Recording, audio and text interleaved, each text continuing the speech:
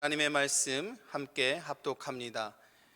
에베소서 4장 25절에서 5장 2절까지의 말씀입니다. 그런즉 거스를 버리고 각각 그 이웃과 더불어 참된 것을 말하라. 이는 우리가 서로 지체가 됨이라. 분을 내어도 죄를 짓지 말며 해가 지도록 분을 품지 말고 마귀에게 틈을 주지 말라. 도둑질하는 자는 다시 도둑질하지 말고 돌이켜 가난한 자에게 구제할 수 있도록 자기 손으로 수고하여 선한 일을 하라. 무릇 더러운 말은 너희 입 밖에도 내지 말고 오직 덕을 세우는데 소용되는 대로 선한 말을 하여 듣는 자들에게 은혜를 끼치게 하라. 하나님의 성령을 근심하게 하지 말라. 그 안에서 너희가 구원의 날까지 인치심을 받았느니라. 너희는 모든 악독과 노함과 분냄과 떠드는 것과 비방하는 것을 모든 악의와 함께 버리고 서로 친절하게 하며 불쌍히 여기며 서로 용서하기를 하나님이 그리스도 안에서 너희를 용서하심과 같이 하라. 그러므로 사랑을 받는 자녀같이 너희는 하나님을 본받는 자가 되고 그리스도께서 너희를 사랑하신 것 같이 너희도 사랑 가운데서 행하라. 그는 우리를 위하여 자신을 버리사 향기로운 제물과 희생 제물로 하나님께 드리셨느니라.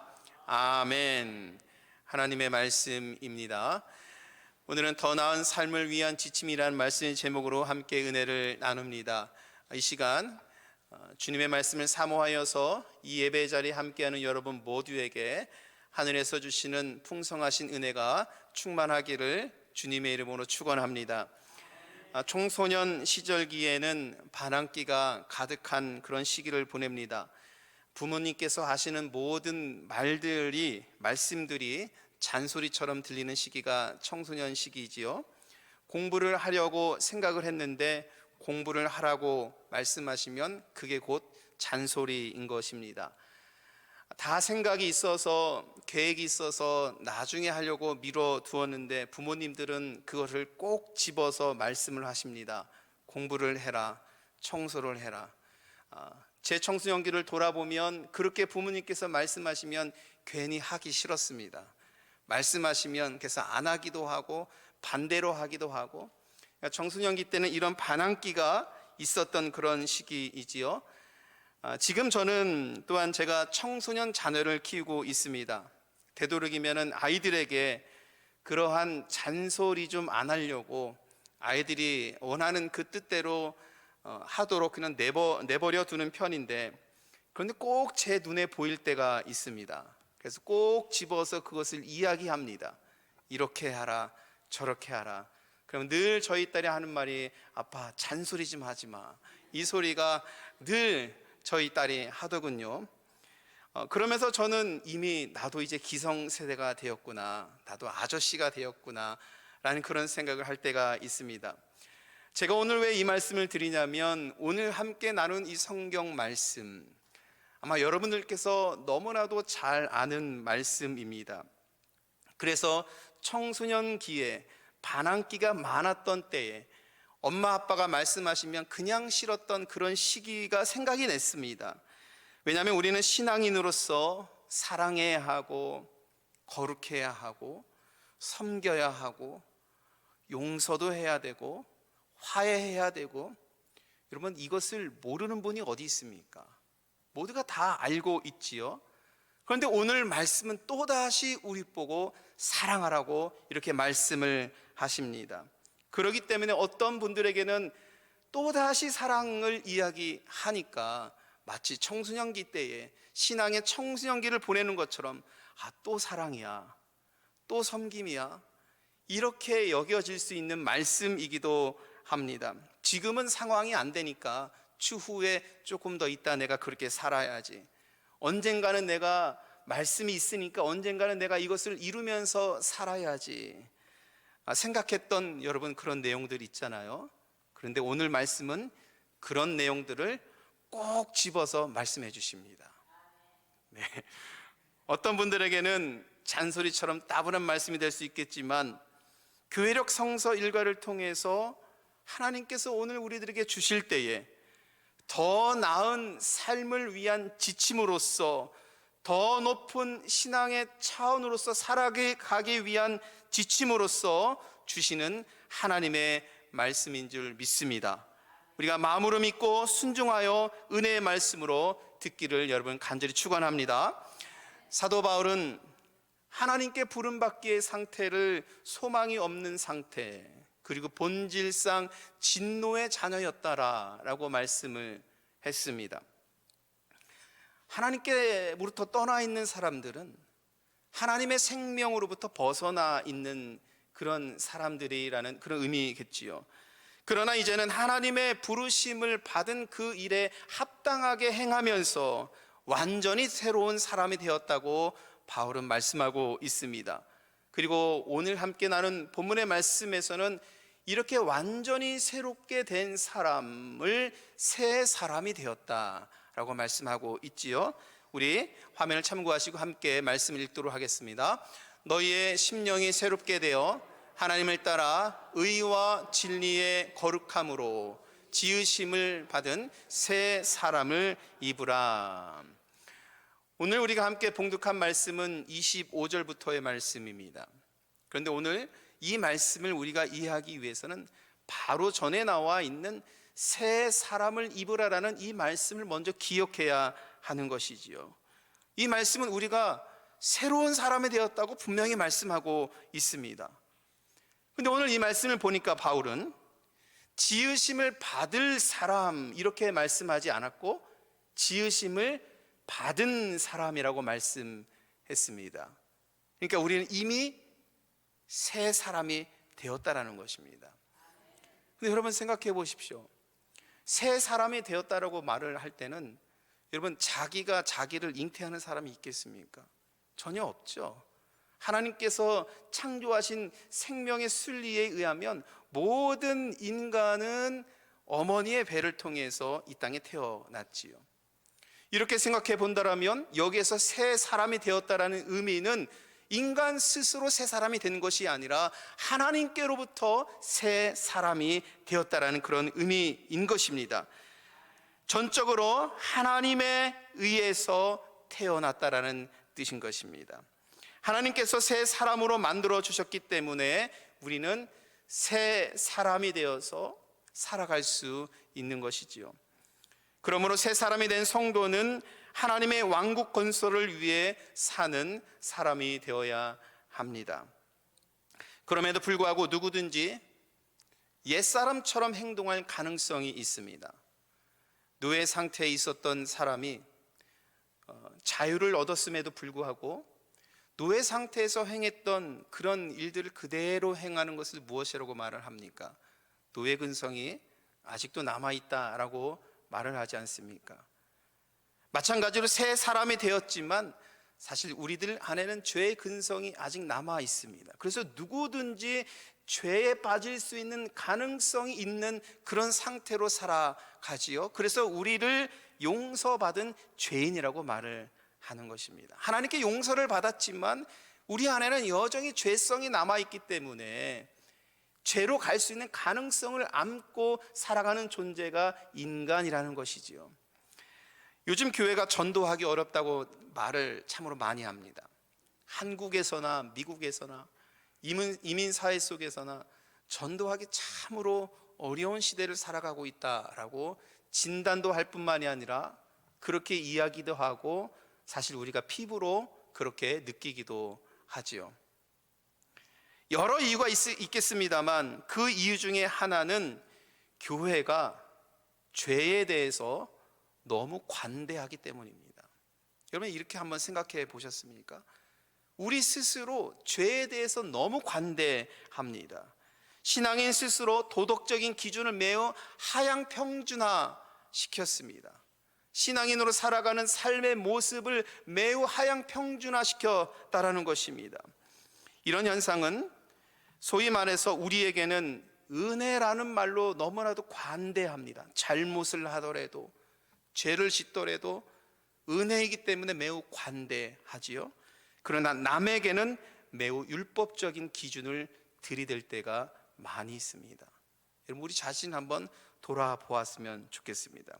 신앙인은 훨씬 높은 윤리적인 삶을 살아야 하는데 그렇지 않은 게 사실 우리의 현실이기도 하지요. 신앙과 윤리, 도덕적인 삶을 별개로 생각하는 경우가 많이 있습니다. 여러분 생각해 보십시오. 여러분들께서 전도하고 싶은 사람이 있어요. 누군가를 꼭 전도하고 싶은데 그 사람을 매일마다 만나서 복음을 전하는 그런 상태에 있다고 생각해 보십시오. 그는 복음을 전혀 받아들이지 않았고 교회에 대해서도 모르고 그리스도에 대해서도 잘 모르는 사람인데 여러분들을 통해서 복음을 듣게 되는 상태라고 생각했을 경우에 그분은 누구를 통해서 하나님을 알게 되는 겁니까? 복음을 전하는 바로 여러분 자신을 통해서 하나님을 알게 되는 거지요. 그런데 여러분 자신이 그 전도자가 바르게 살지 못하고 하나님 앞에 올바르게 서 있지 못하고 그리고 이 세상 속에서 살아갈 때도 바른 도덕적인 삶을 살아가지 못한 상태의 복음을 전한다고 생각해 보십시오. 그 복음이 그 사람의 영혼 속에 들어가겠습니까? 그렇지 않다라는 것이죠.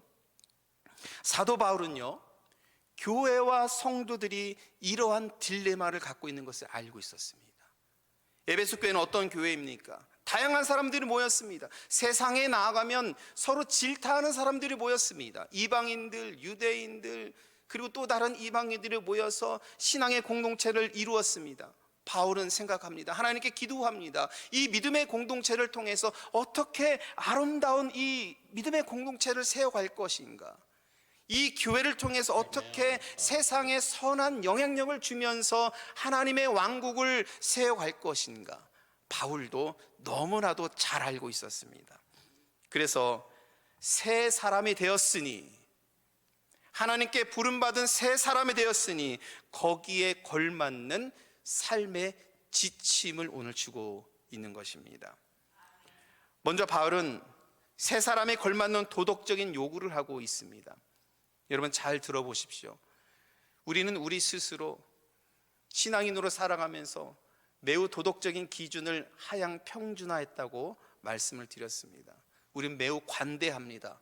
용서를 이야기하면서 그러나 우리들의 죄를 바라보지 못합니다. 우리가 용서와 화해를 얘기하면서 우리 안에 있는 죄에 대해서는 무관심합니다.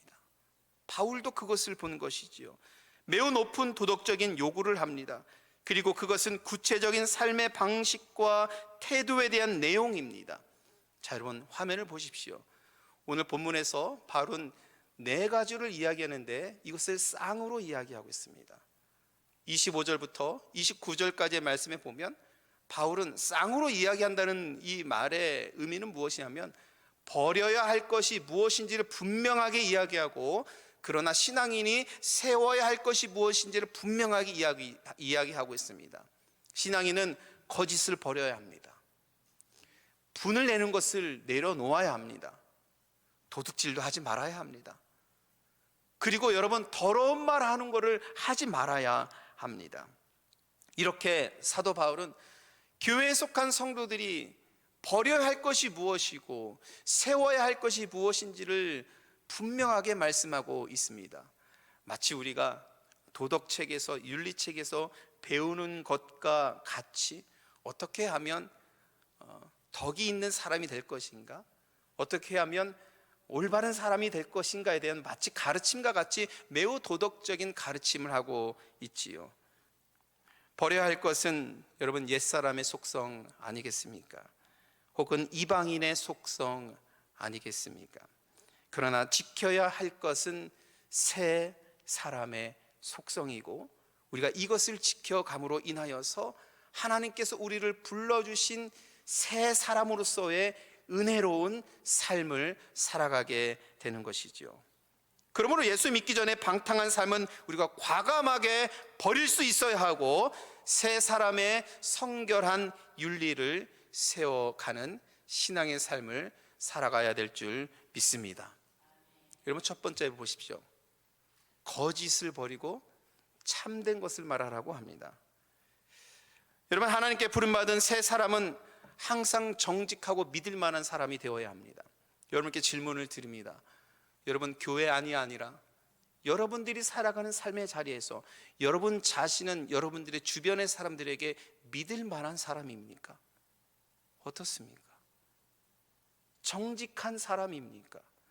참됨을 말하는 사람입니까? 우리 자신 한번 돌아보았으면 좋겠습니다. 오늘날 신앙인들에는 반드시 요구되는 신앙의 덕목이라고 저는 믿습니다. 믿을 만한 사람이 없을 때, 어디 하나 이 혼란스러운 현대사회를 살아가면서 믿을 만한 사람이 없을 때에 내 주변에 있는 우리 신앙인만큼은 내가 믿고 말할 수 있는 사람, 의지할 수 있는 사람. 여러분, 어린이 동화 중에 그런 이야기가 있잖아요. 늑대가 나타났다. 이 얘기 잘 아시죠? 너무나도 따분한 오후를 보내다가 너무나도 심심해서 늑대가 나타났다고 거짓말을 한 거죠. 2번씩이나 거짓말을 합니다. 마을 사람들이 여러분 그 거짓말을 듣고 진실인 줄 알고 막 찾아왔어요. 그런데 다 거짓말이었습니다.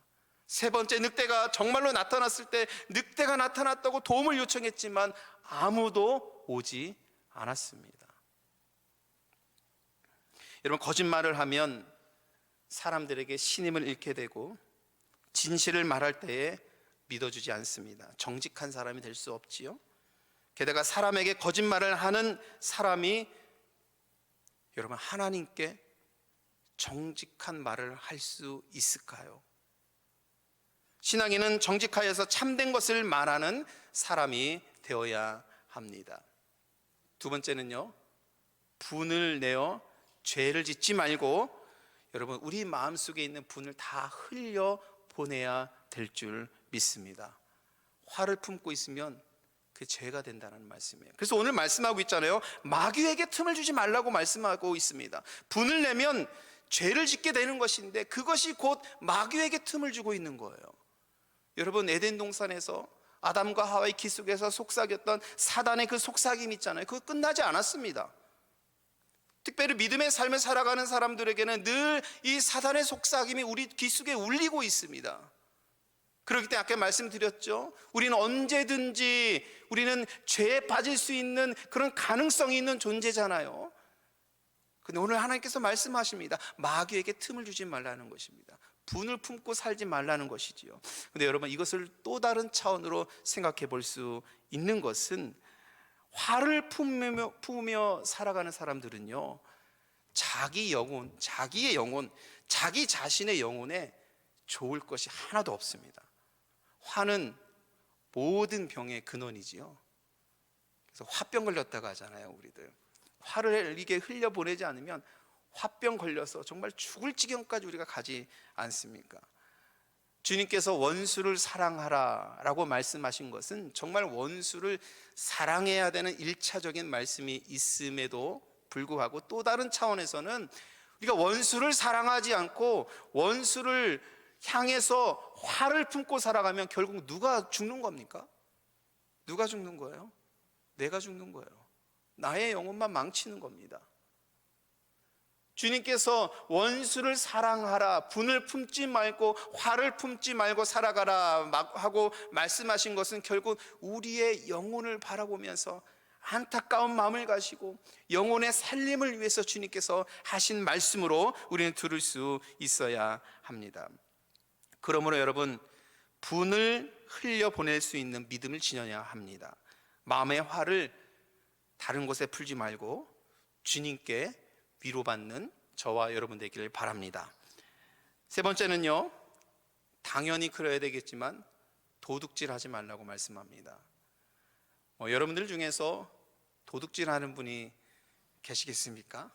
여러분, 오늘 말씀을 듣고서 다시 한번 생각해 보세요. 도둑질이라는 것은 옛사람이 가지고 있는 속성이에요. 근데 이제 도둑질을 하면서 문제는 뭐냐면 그게 도둑질인지 모르는 경우가 문제인 것입니다. 제가 그랬습니다. 성인 때가 아니고요, 어렸을 때에 과자가 너무 먹고 싶어서 돈이 없어서 어머니 주머니에서 동전인지 지폐인지 잘 기억은 안 나요. 어쨌든 돈이었어요. 돈을 슬쩍 했습니다. 그리고 과자를 가서 맛있게 친구들까지 데리고 와서 맛있게 사 먹었는데 어머니한테 당연히 들켰죠. 아주 호되게 혼났습니다. 그래서 그때 제가 알게 된 거예요. 그때 제가 어머니 주머니에서 돈을 가져갈 때는 그게 죄인지 잘 몰랐어요. 어린 마음에. 근데 어머니에게 호되게 혼난 다음에 이것이 죄이구나라는 것을 알게 됐죠. 근데 문제는 뭐냐면 성인이 되어서도 그것이 죄인지 모르는 경우가 많이 있습니다. 일한 만큼 노동의 가치가 있는데 그 일한 만큼 노동의 가치를 지불하지 않는 것도 여러분 도둑질이죠. 다른 사람의 아이디어를 무단 도용하는 것도 도둑질이라고 할 수 있습니다. 이런 것들이 현대 사회 속에서 만연해 있습니다. 그런데 문제는 이것을 인식하지 못한다는 것이 문제입니다. 신앙의 도덕적인 삶은 개인의 문제만이 아니지요. 공공의 영역에서도 선한 일을 이룰 수 있어야 하는 것입니다. 우리가 도둑질하는 이러한 옛사람의 습성이 있다라면 과감하게 버리고 하나님의 선한 일을 세울 수 있는 믿음의 삶으로 나아가야 합니다. 네 번째는 은혜로운 말을 해야 합니다. 여러분, 신앙인들은 늘 언제나 사람을 살리는 말을 할 수 있어야 합니다. 입이 거칠어서 상처 주는 말을 하거나 은혜롭지 않은 말을 하게 되면 정말 은혜롭지 않습니다. 비꼬는 말도 여러분 은혜롭지 않습니다. 은혜로운 말로 사람에게 감동을 줄 수 있는 사람이 신앙인들입니다.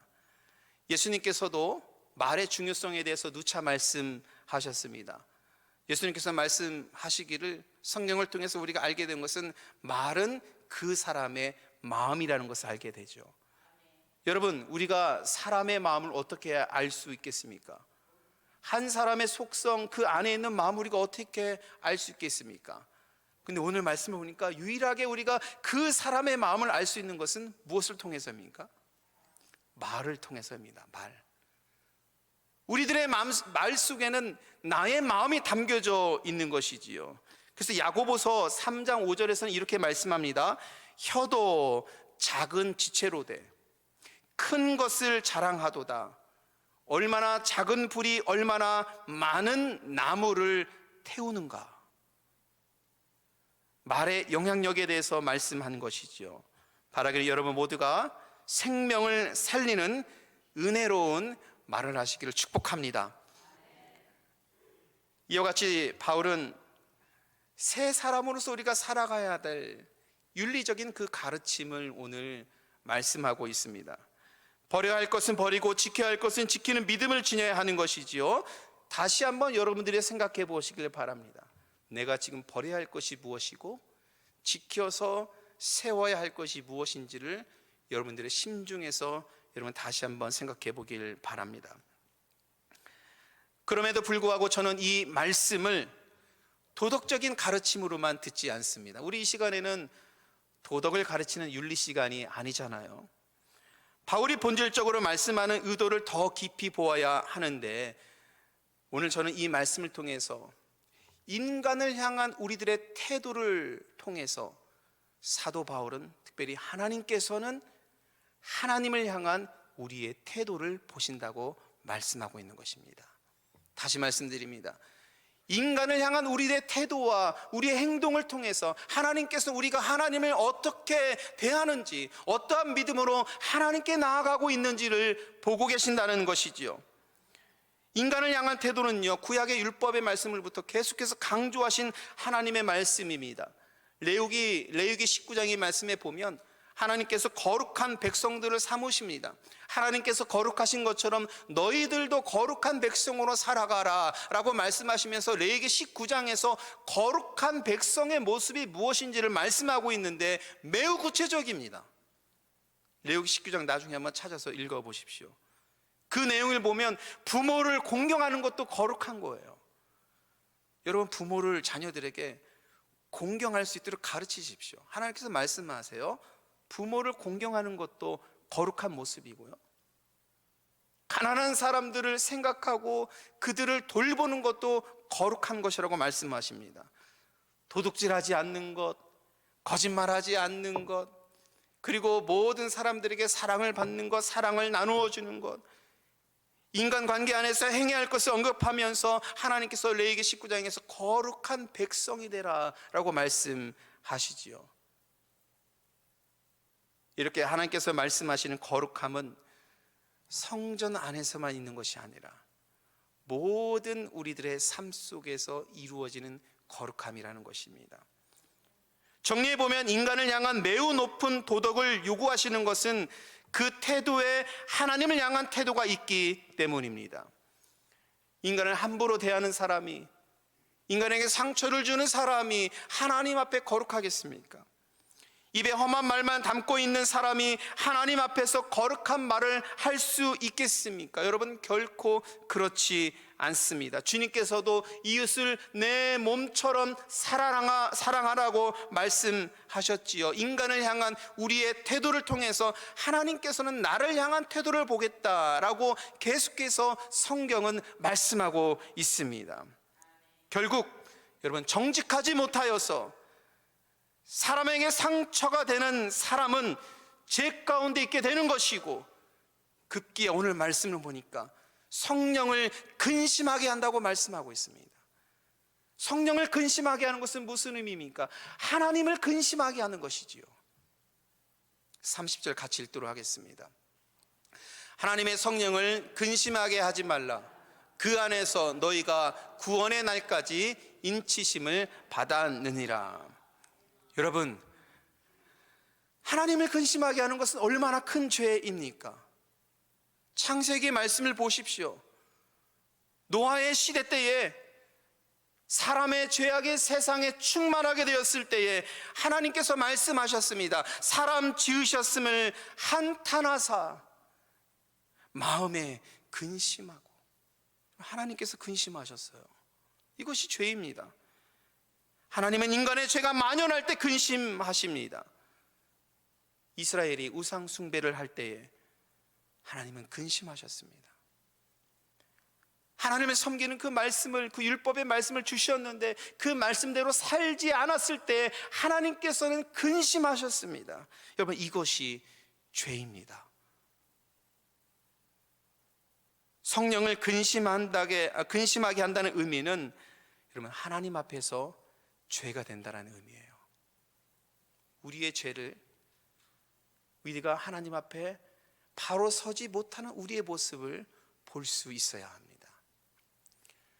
또 한편으로 성령을 근심하게 하지 말라는 말씀은요, 우리는 하나님을 인격적인 하나님으로 만나는 그런 말씀으로 읽을 수 있습니다. 하나님은 우리 안에서, 여러분, 우리를 통해서 역사하실 줄 믿습니다. 인간의 행동 뒤에는 보이지 않는 인격의 존재이신 하나님이 계심을 믿어야 합니다.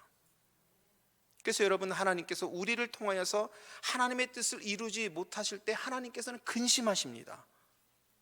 나를 통하여서 하나님의 은혜로운 일들을 이루지 못할 때 내 안에 계시는 성령 하나님께서 근심하십니다. 아파하십니다. 이사야 63장 10절 이렇게 말씀하십니다. 주의 성령을 근심하게 하였으므로 그가 돌이켜 그들의 대적이 되사 친히 그들을 치셨다. 주의 성령을 근심하게 하면 하나님의 뜻을 돌이켜 적이 된다고 말씀하고 있는 거예요. 여러분, 성령을 근심하게 하는 것은 하나님을 근심하게 하는 것을 기억하시길 바랍니다.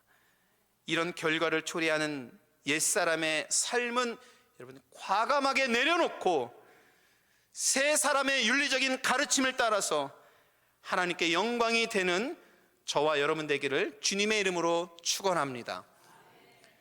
저는 이번에 에베소서를 다시 이렇게 읽으면서 바울의 말씀이 이렇게 교회를 중심으로 하고 있는 말씀이구나라는 것을 다시 알게 되었습니다. 오직 교회입니다. 오직 교회를 통해서 하나님께서 풍성하신 은혜를 허락해 주시고, 오직 이 교회에 속한 성도들을 통해서 하나님께서는 하나님 나라의 왕국을 이 땅에 세워가고 계시구나 라는 것을 다시 한번 알게 되었습니다. 결론적으로 바울은 하나님께서 우리들에게 사랑을 주셔서 새 사람이 되게 하셨고, 그리고 하나님처럼 하나님을 본받는 자가 되라고 말씀하고 계십니다. 우리 이전에 바울의 말씀을 통해서 배웠죠.